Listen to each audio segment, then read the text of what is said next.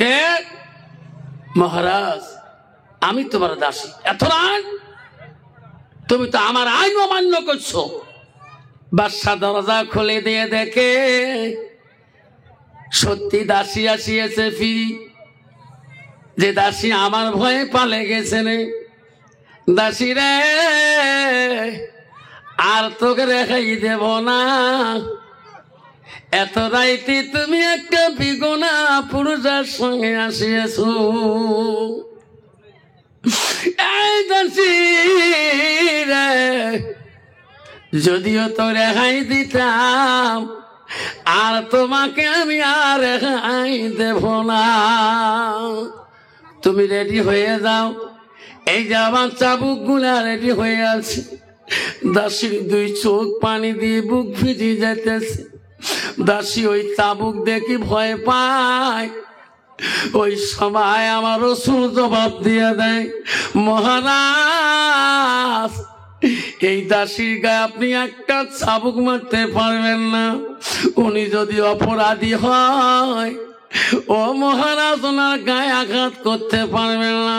যতটা চাবুক মারা লাগে অপরাধীর হিসাবে, সমস্ত চাবুক আমার গায়ে দিয়া দাও, আমি সহ্য করব। তোমার দাসীর গায়ে মারলে আমি সহ্য করব না। বাবা কেমন হবি বাবা? বাবা শোনার চালনা কেন? বাবা মুসলমানের ঘরে জন্ম নিয়ে মুমিন হয়ে, ও মা বোনেরা, কেন গো আমি এখনো পরিবর্তন হইতে পারলাম না? মা রে, মুহূর্তের পরে এমন একটা জিন্দেগি আসবে মা, সেই জিন্দেগি তোর কোনো শেষ হবে না।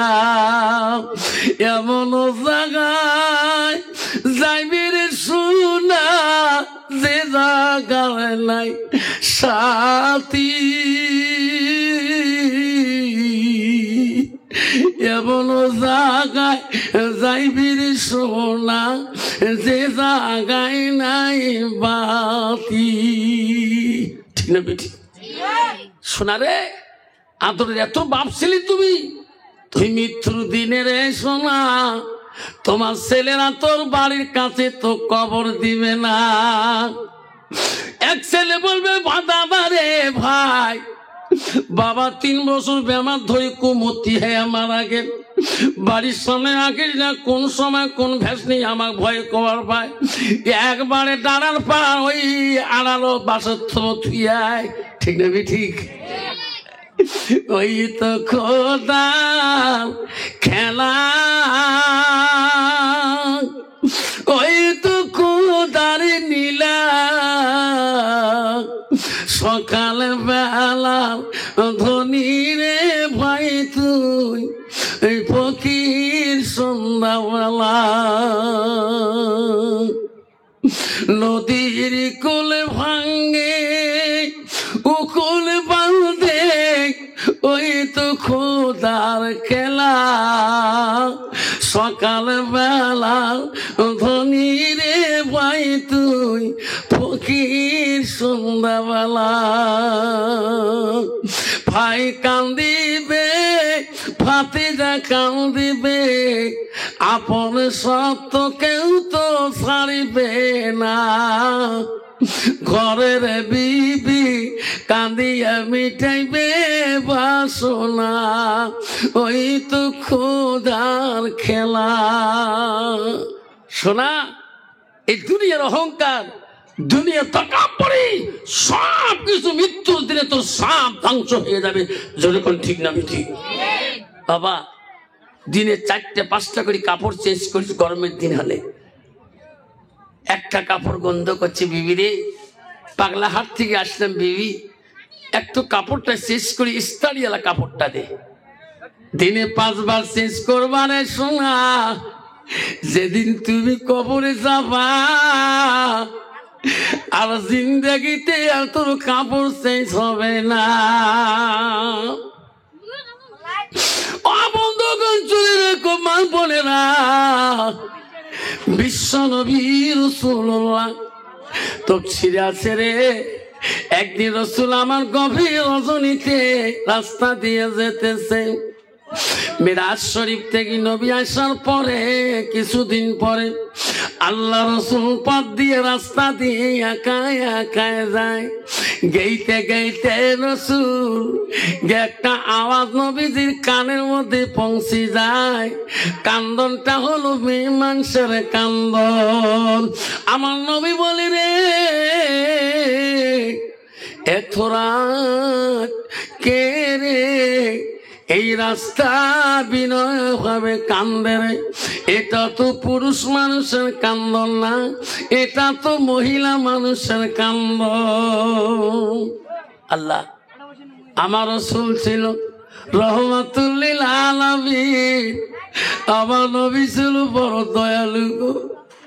এত রাতে কে কান্দে রে, কে কান্দে আমার সামনে?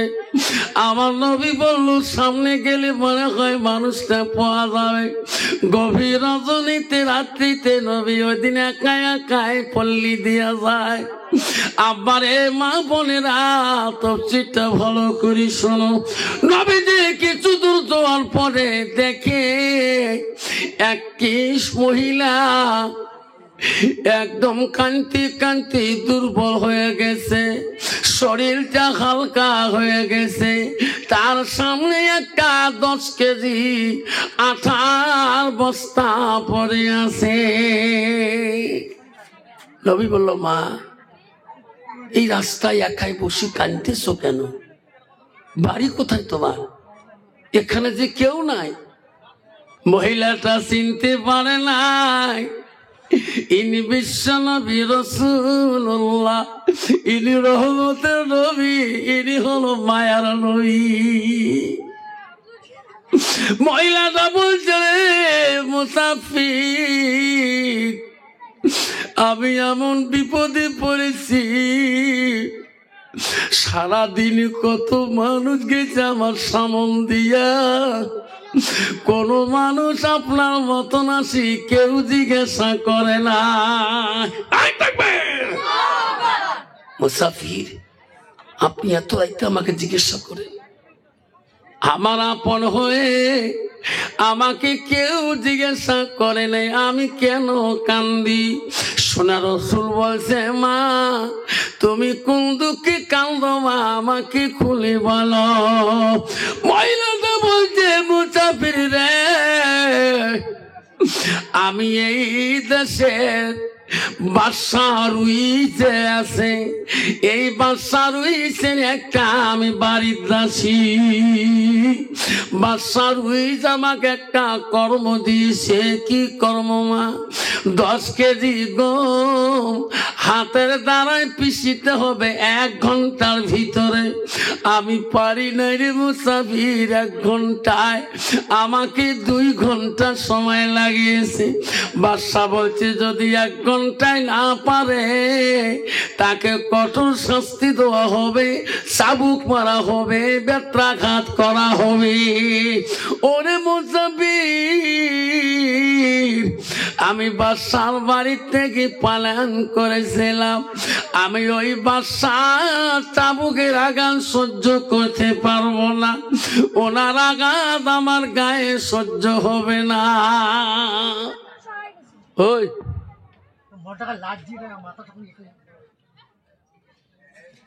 আচ্ছা রাসূল আমার কমন দয়ালু ছিলেন, কমন নবী গো। কইছে মা সেই বাদশার দরবারে আমি তোমাকে নিয়ে যাব মা। না না রে মুসাফির আপনি এত সুন্দর তোমার চেহারাটা নুরানি নাই থাকবে। এই সুন্দর চেহারাও দেখিল ওই বাদশা বড় নিষ্ঠুর, তোমাকে মায়া করবে না, তোমারও সামনে আমার চাবুক মারবে। আমার নবী বলছে রে মা আমি কথা দিলাম মা, আমি কথা দিলাম ওই বাদশার দরবারে আমি নিয়ে যাব মা। তোমার শরীরে যত চাবুক মারবে মা একটা চাবুক মারতে দেব না, তোমার পরিবর্তে আমার শরীরে সব চাবুক গিলা নিয়ে আলো। নাই থাকবি বড় নবী গো। আমার মতো মানুষ যদি দোষ করি বাবা কেউ কারো পরিবর্তে কেউ আঘাত নিবে? বড় ভাই ছোট ভাইকে দোষ করে, বিচারের মধ্যে যদি তোমার ভাই 10টা লাঠি দিয়ে পেটা হবে, কোনদিন কবে বড় ভাইকে মোহে পেটো? কবে কোনদিন? আমার নবী কি বলছে, মা তোমার শরীরে যত আঘাত করবে, চাবুক মারবে, ব্যত্রাঘাত করবে, আমি তোমার পরিবর্তে আমার শরীরটা আগে দেব। মা চলো চলো, বস্তাটা নবীজি মাথায় নেবে, 10 কেজি আটার বস্তাটা। মহিলাটা বলছে, না রে, বলতে বিল্লা, আপনার নুরানি চেহারাতে এই বস্তাটা তোমার মাথায় তোলা যাবে না। এই বাসার বস্তাটা পাক না পাক আমি নিজে সঠিক বলতে পারি না। নবী বলছেন, না মা, তোমার শরীরটা কাঁদতে কাঁদতে দুর্বল হয়েছে মা। মা এই বস্তাটা মাথায় নিয়ে তুমি রাস্তায় চলতে পারবা না। মা রে, আমি মাথায় নেই রে মা, তুমি আগে আগে যাও, আমি তোর পিছে পিছে ওই বাসার বাড়িতে যাই। সব প্রতিশ্রুতি রসুল দিয়েছে, তোমার গায়ে আমি একটা টোকা দিতে দেব না, তোমার পরিবর্তে যত শরীরের আঘাত লাগে সমস্ত আঘাত আমি রসুল নিয়ে নেবো। জোরে বল সুবহানাল্লাহ। বাবা, রহমাতুল লিল আলামিন এমনি নাম হয় নাই, আমার সেই নবীর উম্মত বাবা, যে নবীর জীবনে এত কষ্ট করেছিলেন।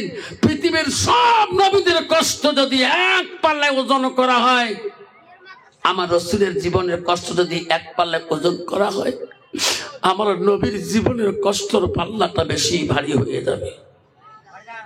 আমার রসুলকে নিয়ে মহিলাটা আস্তে আস্তে বাদশা রুইসের বাড়ির সামনে ঘরের দরজায় গভীর রাত্রে দিয়া ওই দাসী যে বাদশার ঘরে ছাউন দিয়ে দিলেন, কে? মহারাজ, আমি তোমার দাসী, এত রাত তুমি তো আমার আইন অমান্য করছো। বাদশা দরজা খুলে দিয়ে দেখে সত্যি দাসী আসিয়েছে ফিরি, যে দাসী আমার ভয়ে পালে গেছে রে। দাসী রে, আর তোকে রেখাই দেব না, এত রাইতে তুমি একটা বিগুনা পুরুষের সঙ্গে আসিয়েছো। এই দাসী রে, যদিও তো রেহাই দিতাম, আর তোমাকে আমি আর রেহাই দেব না। তুমি রেডি হয়ে যাও, এই যে আমার চাবুক গুলা রেডি হয়ে আছে। দাসীর 2 চোখ পানি দিয়ে বুক ভিজে যেতেছে। দাসী ওই চাবুক দেখি ভয় পায়। ওই সময় আমার রসুল জবাব দিয়ে দেয়, মহারাজ, এই দাসীর গায়ে আপনি একটা চাবুক মারতে পারবেন না। উনি যদি অপরাধী হয়, ও মহারাজ, ওনার গায়ে আঘাত করতে পারবেন না। যতটা চাবুক মারা লাগে অপরাধীর হিসাবে, সমস্ত চাবুক আমার গায়ে দিয়া দাও, আমি সহ্য করব। তোমার দাসীর গায়ে মারলে আমি সহ্য করব না। বাবা কেমন হবি বাবা? আমি যেটা জানি না সেটা জানে কে? জোরে কল, আরো জোরে। আমি যেটা দেখি না সেটা দেখে কে? আরো জোরে, জোরসে বলো। আমি যেটা জানি না সেটা জানে কে? আরো জোরে। এই যে 2024 সালে নতুন বছর সোমবার ছিল, ওই দিন কত মুসলমানের ছেলে ডিজে বাজে বাজে পুরে ড্রিঙ্ক করি খেয়ার পাগলা কুত্তর মতো পড়িয়াছিল। আল্লাহ দেখে নাই? তোমার তুই বাজানি ডিজে দোলা বাড়িতে বাজায় নাই? বাজাইছে? বাপরে বাপ, মক্কা হুজুর দোয়া করেন। কিসের দোয়া? আল্লাহ দিলে 4টে বেটা, তোমার বেটার নাকি ডিজে বাজা বাজা লেট্রিনে গাড্ডা পড়ছে। বোঝে কম, 18-19 বছর বয়স, তাই সব বোঝে কম। হ্যাঁ, কোন দিন বুঝবে? কবর যা বুঝবে। যেরকম ঠিক না ঠিক? সেই জন্য বাবা বুঝবো তুই কবরে, এটা কিছু আওয়াজ নাই। আর সেই জন্য বাপ আমরা বুঝবো সোজাই কবরে, ঠিক না ঠিক? আল্লাহ পাক সবাইকে যাতে আজকের এই হাকিমুল বানাত মাদ্রাসায় আখিরি মোনাজাত নিয়ে সবাই যাব, আল্লাহ পাক সবাইকে বোঝা এবং শোনা আমল করা তৌফিক দান করো। জোরে বলেন আমিন, চিল্লিয়ে বলেন আমিন। আলহামদুলিল্লাহ, আলহামদুলিল্লাহি রাব্বিল আলামিন, ওয়াল আকিবাতুল লিল মুত্তাকিন, ওয়াসসালাতু ওয়াসসালামু আলা রাসূলিল কারীম। আম্মা বাদ, আউযু বিল্লাহি মিনাশ শাইতানির রাজীম। আমার সাথে সবাই করে শোনা, আউযু বিল্লাহি মিনাশ শাইতানির রাজীম। বিসমিল্লাহির রাহমানির রাহিম।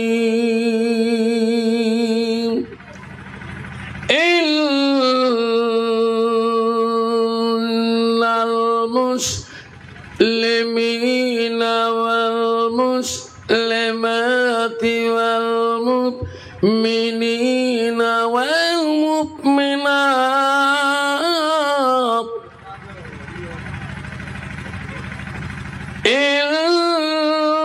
ইন্নাল মুসলিমিনা ওয়াল মুসলিমাতি ওয়াল মুমিনিনা ওয়াল মুমিনাত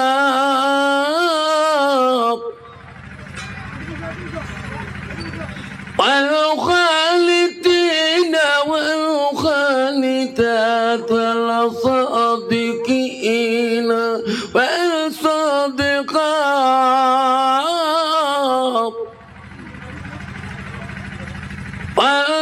والصابرين والصابرات والخاشعين والخاشعات صدق الله العظيم.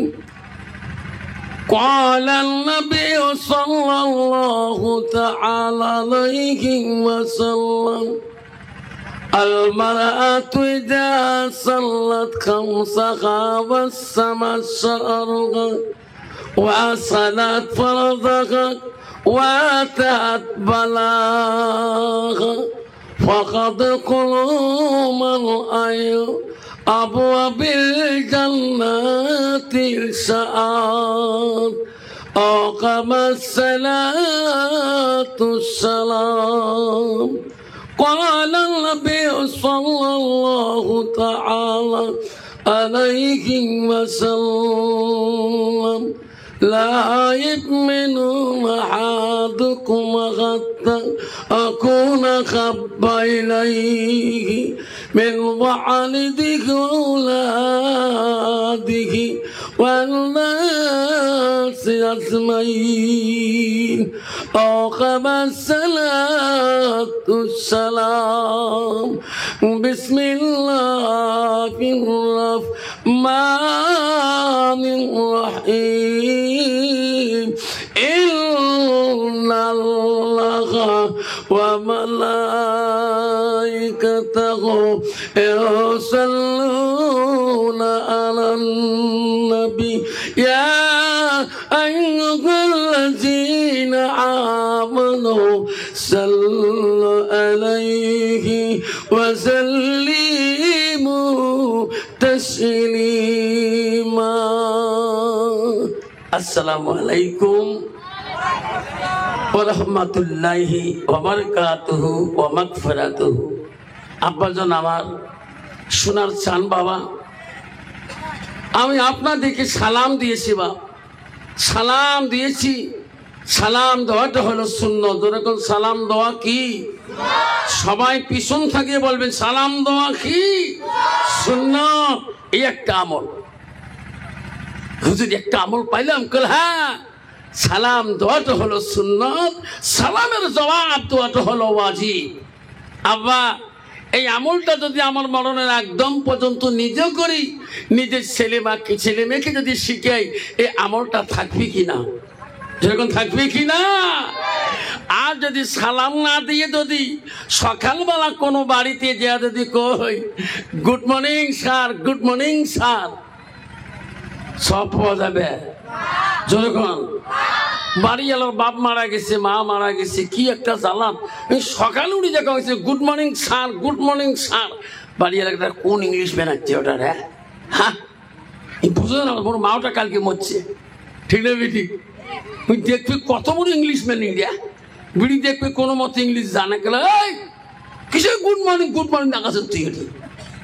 ওই বাড়িওয়ালাকে যদি ওই কথা না বলিয়া আসসালামু আলাইকুম বলি যদি ডাক দিত, বাড়িওয়ালা ভাবত রে কোন দেশের মুসাফির আসছে রে, আমি যাই রে যাই, আমার মার জন্য দোয়াটা নিয়ে আসি। আল্লাহ সেই বাড়িওয়ালা খুশি হয়ে যায়, বাবা বসো, বা সোনা বসো, কলজা ধন বসো।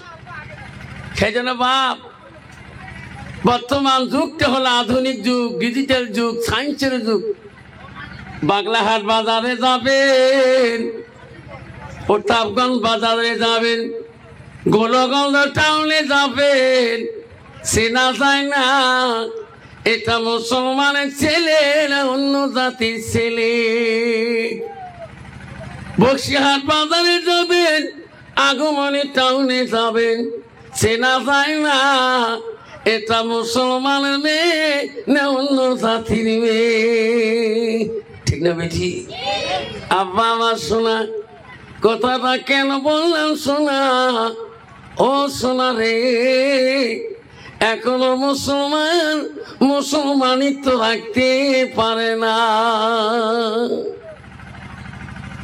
আব্বা আমার সোনারা, সেই জন্য আর একবার সালাম দেব, যাতে একটা রসুলের সুন্নত আমাদের অন্তরের মধ্যে লাগিয়ে থাকে। মৃত্যুর একদম পর্যন্ত রসুল বলছে যে একটা সুন্নত আমল করতে পারবে, আমি রসুল কথা দিলাম কায়নামা এই ফির জান্নাত, সেই উম্মতটা আমার পাশাপাশি জান্নাতে থাকবে। যতক্ষণ সুবহানাল্লাহ। এই জন্য আমি আর একবার সালাম দেব, যাতে আওয়াজটা ভূমিকম্পের মতো এসে যায়। আসসালামু আলাইকুম রাহমাতুল্লাহি ওয়া বারাকাতুহু ওয়া মাগফিরাতুহু। যাই হোক, আজকে হাকিমুল উলুম বানান মাদ্রাসা হাজিরহাটে, কাশখানা হাজিরহাটে প্রতি বছরের ন্যায় বাৎসরিক ধর্মীয় সভার সুনাম ধন্য সভাপতি মহাশয়কে আমি আমার অন্তর থেকে তাকে সর্বপ্রথম সালামটা দিলাম। আরো সালাম দিলাম দূর দূরান্ত থেকে আগত বা স্থানীয় আকাশের তারকা নিশ্চিত ওলামা দিনকে আমি সালামটা দিলাম। আরো সালাম দিলাম আমার আব্বাজনের বয়সের বৈশিষ্ট্য যারা আব্বাজন এসেছেন, আমি তাকেও সালামটা দিলাম।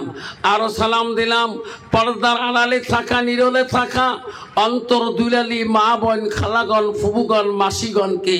আরো সালাম দিলাম আমার বয়সের বন্ধু, ছোট ছোট ভাই, ছোট ছোট বোন, সোনামণি, কলিমণি, সবাইকে সালাম দিয়ে আমি আমার বক্তব্য শুরু করলাম। তার আগে একটু আল্লাহকে স্মরণ করব। লা ইলাহা ইল্লাল্লাহ, লা ইলাহা ইল্লাল্লাহ, একের সাথে পারবো। সুবহানাল্লাহ ওয়ালহামদুলিল্লাহ, লা ইলাহা ইল্লাল্লাহ, লা ইলাহা ইল্লাল্লাহ, নাই কোনো মাবুদ আল্লাহ ছাড়া, নাই কোনো মাবুদ আল্লাহ ছাড়া, পড়ো লা ইলাহা ইল্লাল্লাহ, পড়ো লা ইলাহা ইল্লাল্লাহ। রিজকের মালিক যে আল্লাহ, রিজকের মালিক যে আল্লাহ, হায়াত জান্নাতের মালিক সেই আল্লাহ পদ লা ইলাহা ইল্লাল্লাহ পদ লা ইলাহা ইল্লাল্লাহ জান্নাতের মালিক যে আল্লাহ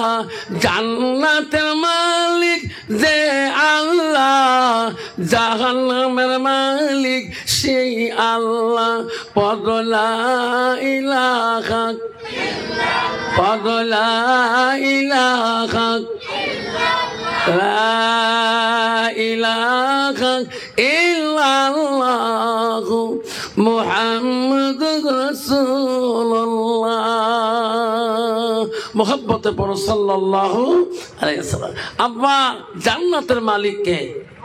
এ বাবা মনিটর বক্সে ভলিউম দে। জান্নাতের মালিক কে? তাহলে জাহান্নামের মালিক কে? আমরা জান্নাত যেতে চাই না জাহান্নাম যেতে চাই? জান্নাত কাই কাই যাবেন হাত তোলেন। তাকবীর লাগান। লাই তাকবীর। আবারে ও কাছখানার বন্ধু হাজির হাটের বন্ধু 16 তারিখে ফেব্রুয়ারি 16 তারিখে অল আসাম মেট্রিক পরীক্ষা আছে। অল আসাম 16 তারিখে রুটিন। আমি তো হাই স্কুলের মাস্টার, আমার স্কুলে বহুত পরীক্ষার্থী ক্যান্ডিডেট ভাই টেস্ট পরীক্ষা দিল। সব বাচ্চারা আশা রে, গার্জিয়ানদের আশা যাতে 2024 সালে আমার বাচ্চা ভালো রেজাল্ট করে, আমার বাচ্চা যাতে স্টার পায়, স্টার মারে, অল আসাম ফার্স্ট ক্লাস পায়। ঠিক না বিঠি? ঠিক না বেটা? বাড়িয়ে লিখে বলে রে বিবি কি বাবুর খবর কি বলা শুনে কয় স্বামী গো তোমরা মূর্খ মুইও মূর্খ, বাবু যেটা টেবিলত বসি পড়া পড়ে। হ্যাঁ পড়ছে তো? হ্যাঁ। খাওয়া দাওয়া কেমন? ওগো স্বামী রাতের মধ্যে মাগুর মাছের ঝোল বানিয়ে দিস, সকালবেলা শিঙি মাছের ঝোল।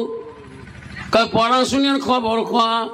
ওগো স্বামী গাও আগে বাবু মুখ দিয়ে পড়া পড়ছে, কাল থেকে কেন বা কান দিয়ে পড়ে? কান দিয়ে পড়ে? হ্যাঁ দুইটা হ্যাঁ দুইটা তার কানের মধ্যে লাগিয়ে দিছে। বইয়ের তলত কে বা ছুঁছে কি জানো না, খালি বাবু বইয়ের পাতা উল্টে আগে মুখ দিয়ে পড়লে হাসি যায়, মনে হয় কান দিয়ে চোখ গুলে যাওয়া লাগছে। ঠিক আসলে সব তো জানে, মাও বোঝে না পড়াশোনা, বাবাও তো মূর্খ, মাও মূর্খ। মুই টেবিলে বসে যদি হেডফোন লাগে, পকেটত যদি মোবাইলটা ছুঁয়ে দেন, খালি যদি বইয়ের পাতা উল্টে, মাও জানে বাবু পড়বে লাগছে। যেরকম ঠিক নবি ঠিক পাস করে আশা আছে, সেরকম আছে, আছে পাস মারাছিস ফেল ডিভিশনের রেজাল্ট ধরে ঠিক না? আমি ঠিক। কবি বলেছে ছাত্র নং অধ্যনং তপসং টেবিলং, ছাত্র জীবনটা যে টেবিলে বসিয়া ওই বইয়ের সাথে তপস্যা করা, আর ওই করে মোবাইলের সাথে তপস্যা।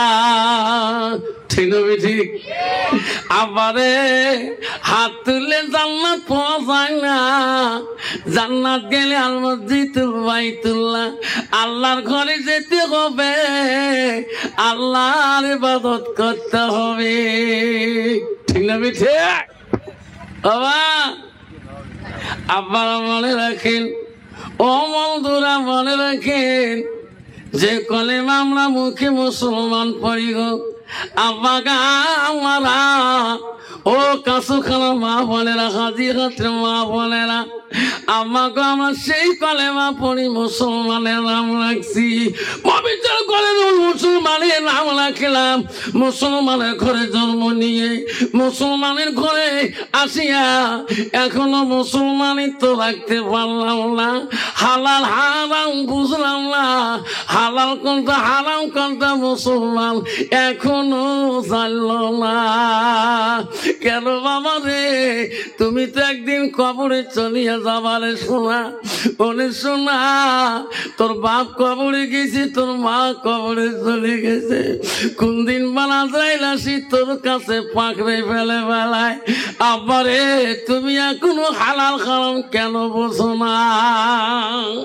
মুসলমান হালাল হারাম এখনো বোঝো না? এরাও যদি এক গ্লাস পায় অন্ধকারে দেয় মারি, যেরকম ঠিক না বেঠিক?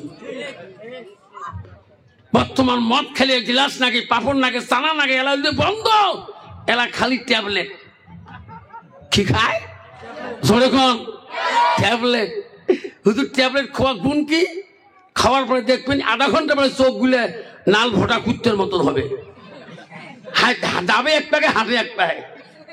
বাবা মোবাইলে রিচার্জ করলে ফেসবুকে দেখা যায় আজকে ট্যাবলেট ধরা পড়লো ওই মুসলমানের ছেলে, মদের গাড়ি ধরা পড়লো মুসলমানের ছেলে।